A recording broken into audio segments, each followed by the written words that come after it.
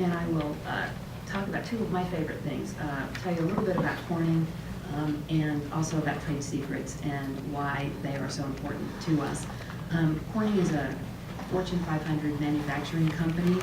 We're based in upstate New York, and we have 160 years of innovation under our belts. And so everything we do started with materials science. We are a glass and ceramics company, and we started our venture really making the glass envelope for Edison's light bulb. And from there, we went to make the ceramic core for your catalytic converter. So almost everybody here today has a Corning product in some part of your car, your phone. Gorilla Glass is on 4.5 billion phones, so if you have a phone, it's probably got Gorilla Glass, as Linda mentioned. And hopefully, when you drop it, it will not break. But for each of these innovations, we have relied on intellectual property to not only protect the innovations, but to incent us to continue to innovate. And we have been innovating for over 160 years, and we've done that with extreme dedication, and we also dedicate about 8 to 10% of our sales to research and development. The know-how that we develop in making these products is it's protected by trade secrets. Much of it is protected by trade secrets, also patents. And the trade secrets are a key ingredient often for our success, which is why trade secrets are such a tremendous asset.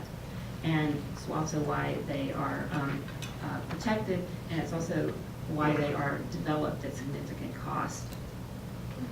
A 2014 analysis by Create.org and PwC estimated that trade secret loss was up to 3% of GDP. So it's a huge number, and more companies and entrepreneurs are using trade secrets to protect their inventions. The report on Commission on Theft of American Intellectual Property noted that every single sector has seen trade secret theft, and the FBI noted that they've seen 39% increase in trade secret theft in cases since 2009. So it's growing, it's affecting everybody. It affects companies large and small, to the single entrepreneur, to the app manufacturer. So it is critically important that we have these protections. The good news is that as misappropriation has increased, the U.S. and our TPP partners have recognized it's important. And the U.S. IPEC developed a trade secret strategy, and that listed a number of activities that the U.S. could undertake to strengthen its own protection, and also asked that we move forward in getting these commitments on trade secret protections in the TPP. Corning was one of many companies that worked with USTR and our trading partners to include provisions on trade secret protection in the TPP. What the TPP does is it requires our trading partners to have protection for trade secrets, and most specifically to have criminal penalties.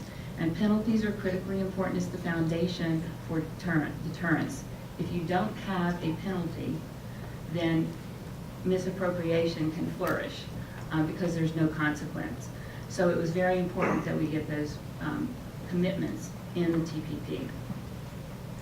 This TPP, for this reason, for us, is precedent setting. It's the first time that trade secret commitments have been specifically called out in an FTA. So we are very pleased with the outcome. There's more to be done, obviously. No trade agreement is perfect, but we're very pleased with the provisions that our partner agreed to.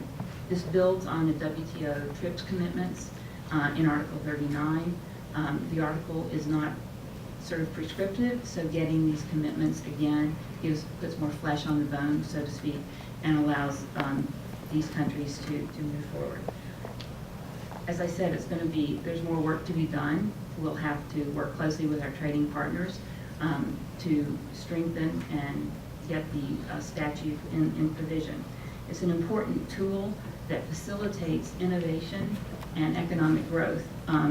Doctors Mark Schultz and Doug Leipold, in doing some research for the OECD, much like your organization, they found a direct correlation to trade secret protection and investment in innovation, and also in trade and in foreign investment in growing economies.